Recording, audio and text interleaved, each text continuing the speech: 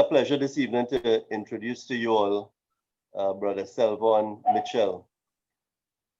I had the pleasure of getting introduced to Selvonne, I call him Mitch, a couple years ago, and it was to do with business, with work, you know, the company where he is CEO for Allied Security. Billy, just a second, please. We are having some feedback from some people who have their mics open. Could please, if you're not speaking, please put your mic on mute. If you're not speaking, put your mic on mute. And also, there's a reminder to write your prayer request so we can pray on it at the end of the time. Okay, please go ahead, Billy. Okay, thanks, Trevor. So is that better now, Trevor? Actually, the dog barking might actually be from Vishnu or Billy, but go ahead, Billy. Me? I don't know how to communicate with him to tell him mute. Yeah, that's all right. You go ahead. You go ahead. Let's continue.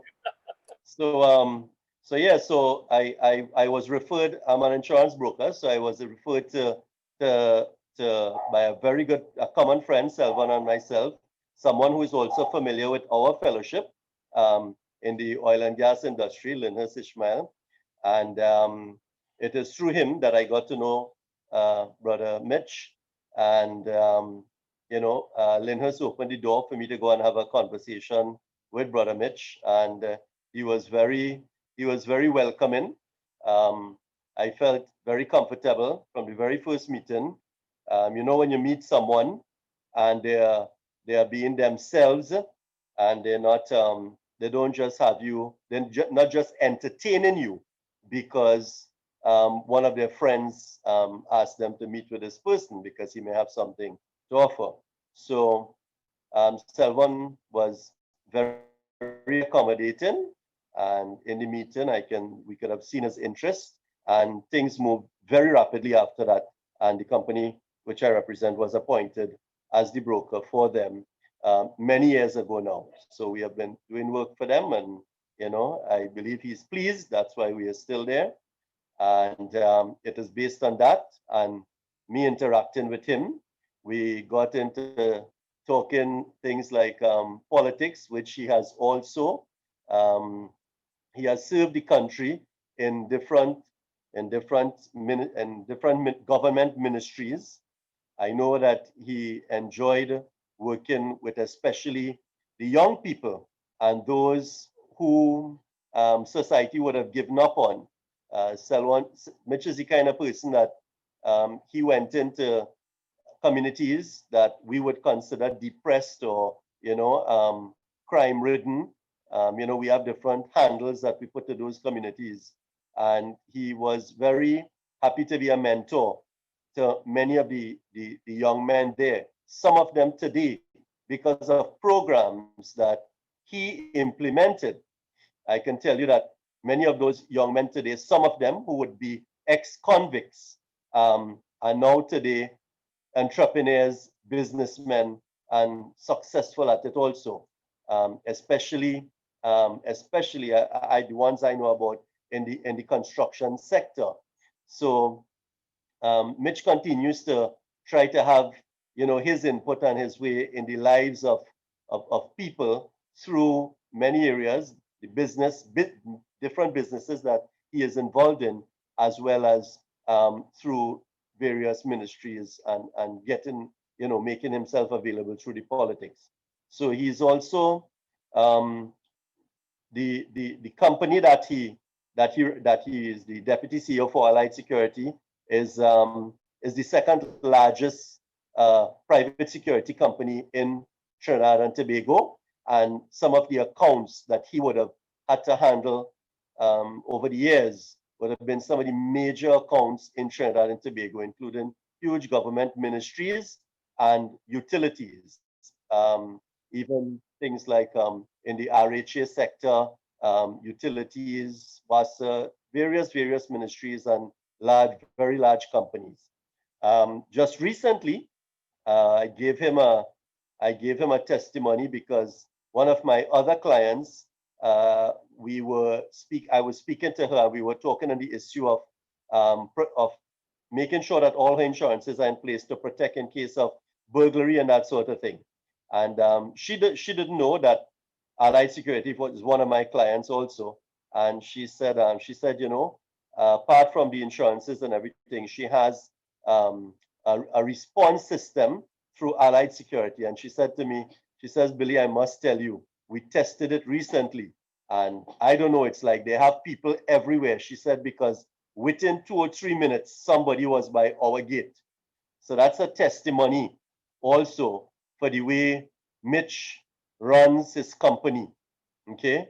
And I can tell you, I know the company pretty well. And the owner of that company, the largest shareholder, you know, Mitch, everybody will think that Mitch owns the company because he is the face of Allied Security, the voice you will hear, the person you will see outside. So very, very, very successful at what he does. He has motivated employees, which is also, as many people tell you, very difficult to do in the security business sometimes because, you know, because of the amount of employees you have to deal with. He deals with hundreds, and the amount of training that goes into having to provide the kind of quality service that he provides through his company and through his men and women out there. So it's a very challenging environment. And like I said, he is a close number 2, right? And he's also a property developer. And there's a very, one of his current projects is a very large project that he has embarked on. And I know he's still in the final stages of putting things together to start with that project in the northeastern side of the country. And also, Mitch is a management consultant. So it really is a pleasure for me to introduce, you know, Mitch this evening because of the many, many caps he wears. And especially because, of course, from speaking with him, you know, we identified that we are both Christians, and I started inviting him to our outreach that we would normally have at Passage to Asia. And he welcomed that invitation. And I know he brought his, he brought others with him also to those outreach. And I'm not going to say any more because that is part of his testimony tonight, and I would let him speak to that. So he, from the first call to join us at our outreach meeting, he was very excited, and he listened to the inner voice speaking to him, and he was obedient, and he turned up there.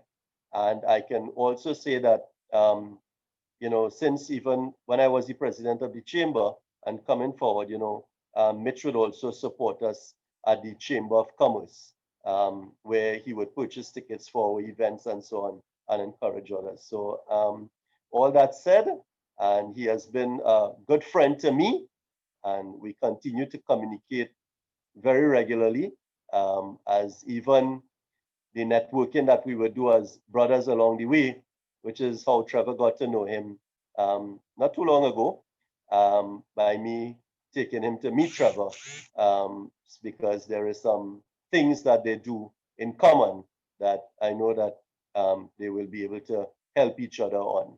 And of course, you know, success from that would also mean because I know the individuals, you know, a blessing to the kingdom. So, ladies and gentlemen, it is a pleasure for me to introduce my friend, Mr. Selvonne Mitchell. Over to you, Mitch.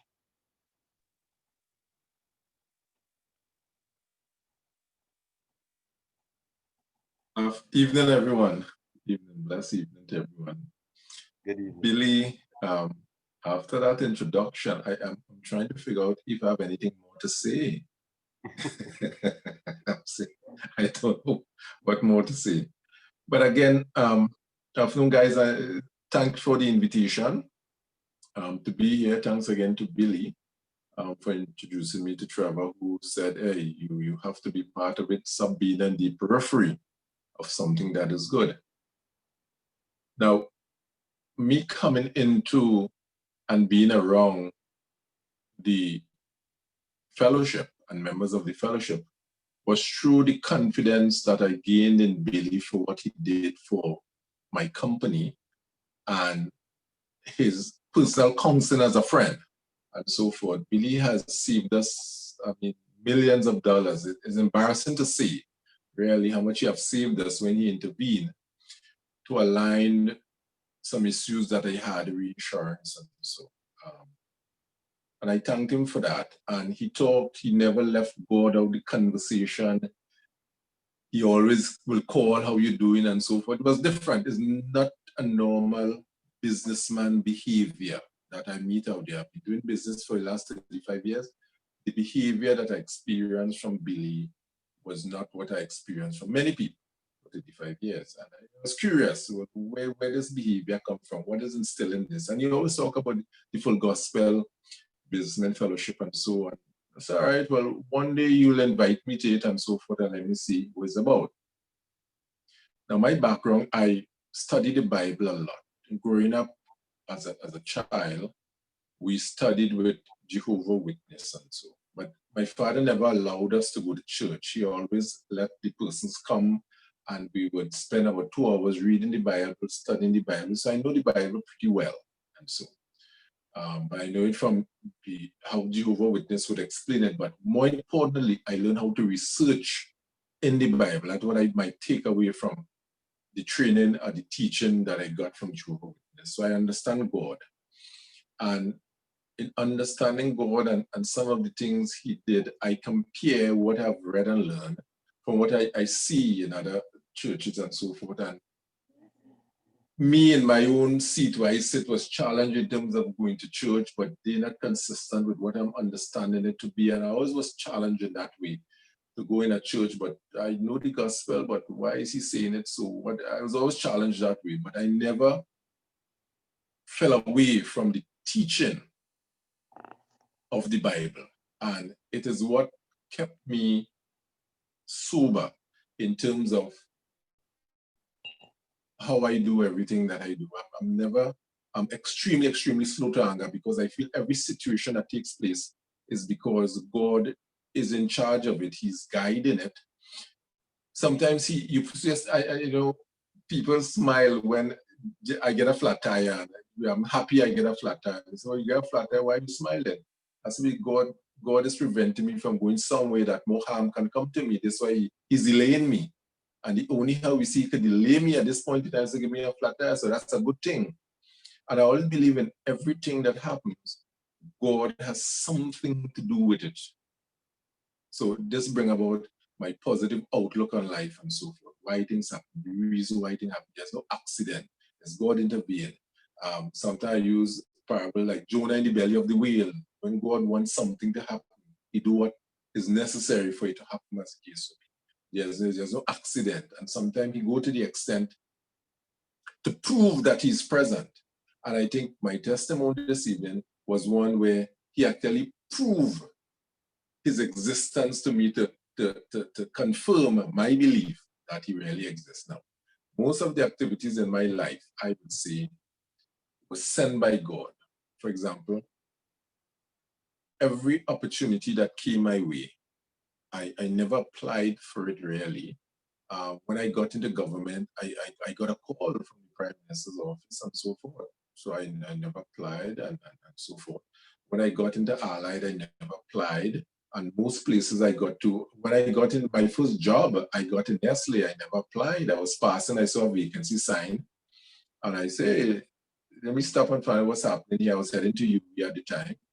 And the guy said, I'll be taking on some persons come now. And I started working. So I know somewhere along the line, he exists and he's real and so forth. The number of positive things that took place in my life. So to come back to present, Billy finally invited me to passage to Asia.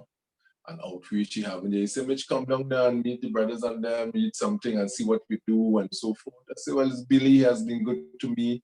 He have the characteristic of somebody that is true to form and so forth. So I said, Billy, I'll come down. Okay, I'll come down. You ask me to come, I'll come down 7 o'clock in the night and come upstairs and so forth.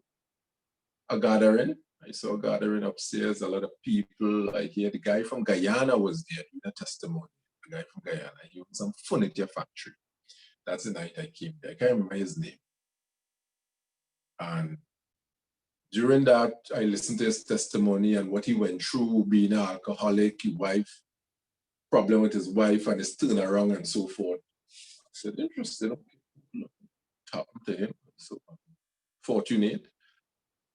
And at the end of his presentation, and so there was this call to do what we call the offering, prayer requests and so forth. I said, these things, prayer requests, I just send up a piece of paper. Nothing happened with that.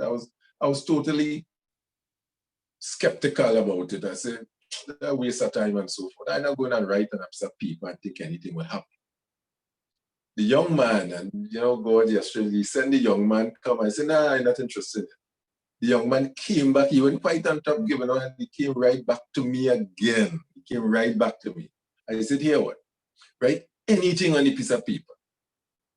I paused there. Before that, during this period, my wife at the time, was experiencing some difficult stomach issues and so. Cysts and problems inside and bleeding and so forth. Went by 2 of the most renowned gynecologists in South, Dr. Mohammed and Dr. Ali, they called View and Southern Medical and so forth. They did their scan, did their test. They say, all right, to fix this thing, $50,000 and so forth, you have to get, and we have to do this operation because it's dangerous and she could bleed out. And we're concerned. Say, all right, okay, let's make arrangement to have this thing done. We'll come back next time to do the screening and so forth for it. Good.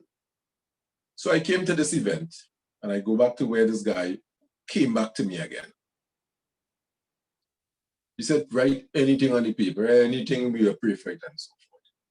So I decided that night to write down this issue with my wife at the time. I write down the issue, cysts and bleeding, and I write it down and so forth. And I hand him it and I rock back and so on. I said, all right, say write anything.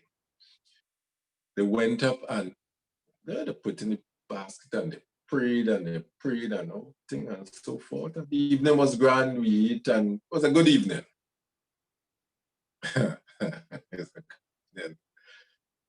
About 3 weeks after, we had to go back by the doctor to prepare for this, dealing with this issue and bleeding and so forth. And he took out his stethoscope and this and his instrument and scanning and he's scanning and he's scanning and he's scanning. And I could go on, he's scanning till morning. You know what? He found nothing. He said, what you came for again? What was the problem again? What's the problem again? We'll look him, but look your scans here, look your report. He said, yeah, no, I've seen that, you know, but I'm not seeing anything to deal with. He said, I am not seeing any issue, any problems that I have to deal with today. So I don't know if the instrument would think nothing. And people up to this day, nothing at all. And that proved to me, listen, without a doubt, I mean, I never want to believe in miracles before that. Miracles do happen. Prayer requests works. Listen, man, prayer requests works. Laying hands on genuine people, laying hands on asking of God, He delivers. And I'm not saying it being some person who in church every day, and then, no, I'm not a church person. There's an experience for somebody. We just believe in God, went to a function, put down a prayer request, stubbornly so, put down something. They prayed for a group of men, stand up in front and put their hands on it and prayed. And in 3 weeks' time, a problem that would have cost $50,000, a health problem, that was a health risk, was no more. was no more. And my God, if I can say to the world over and over and over and over, Christ proved a point. He demonstrated that he exists, he's alive in a factual, evidential way. He demonstrated that if you call on me, I will deliver. And all of these are the learnings that I got from that simple prayer request and the solution thereof. That if you call, he really answers, you know. And if you call at any time, you have to be in church, you will sit down eating food. You have to be dressed up in a suit. I was in a jersey and a pants and so forth. And he delivered there and then and so forth. So what it tells me is in season, out of season, location is not relevant where you are. It's anywhere you are, any form. If you call, he answers and he delivers, really and truly. And since then, I mean, my confidence and my trust and my belief that God exists, that Christ exists, and what he does in people's life is real. I am a testimony to that. I've seen it, I've experienced it in my life as well in a factual way.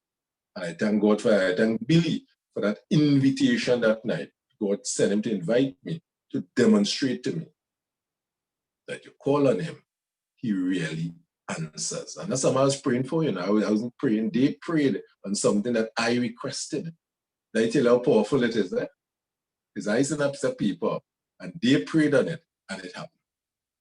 And that is the power of that living God that we pray to. And people, listen, the world is supposed to know that he really exists and is real, and he really delivers you. That shouldn't be a secret no more. Really shouldn't be a secret. And the full gospel, businessmen fellowship, the work that you all are doing based on my experience, you all are real quiet. Probably that is all your policy and all your vision and mission, I don't know. But what I experience should be kept a secret of the things that God could do in people's life when they come, and it doesn't require you to be a Christian, whether to be in a church, whether you to be. You come in honesty and in truth, and he delivers.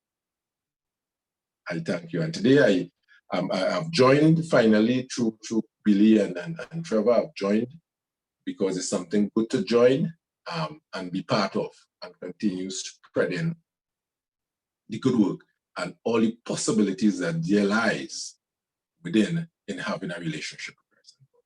Thank you.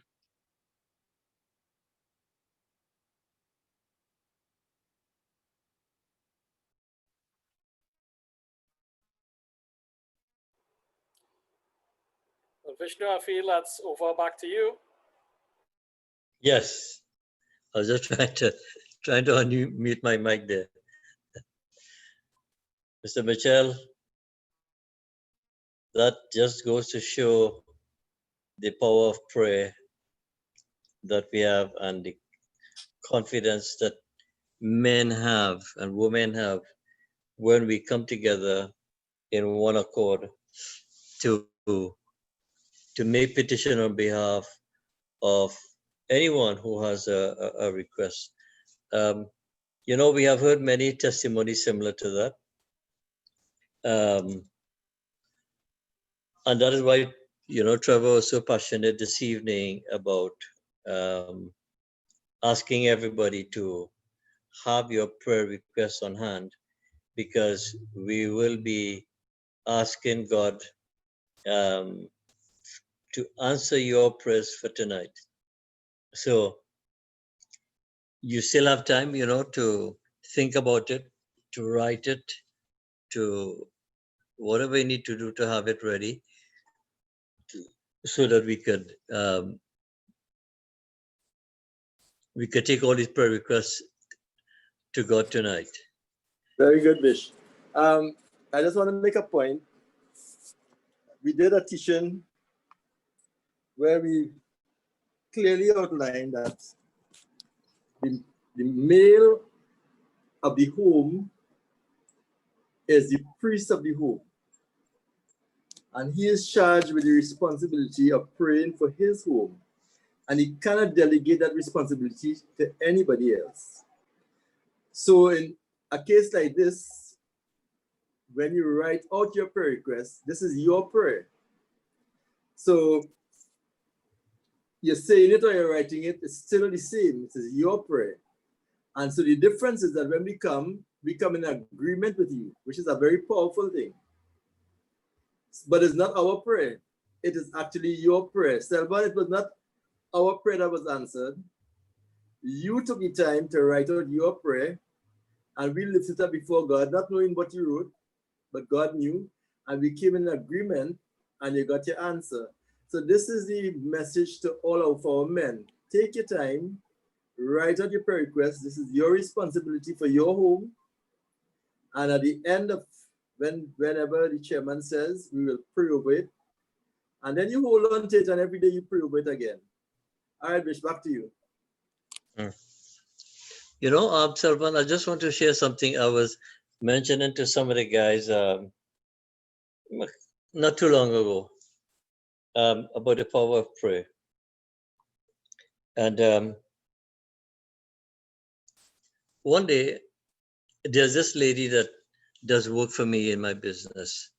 You probably may know that I'm from, my business is bookselling, Chaguanas bookstore.